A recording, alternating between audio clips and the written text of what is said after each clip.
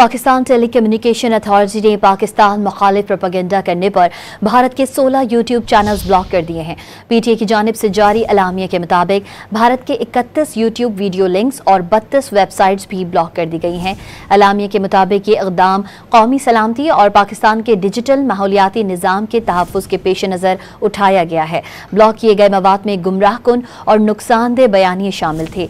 इस मवाद का मकसद अवामी राय को मुतासर करना और कौमी यकजहती को नुकसान पहुंचाना था। पाकिस्तान टेली कम्युनिकेशन अथॉरिटी ने पाकिस्तान मुखालिफ प्रोपेगेंडा करने पर भारत के 16 यूट्यूब चैनल्स ब्लॉक कर दिए हैं।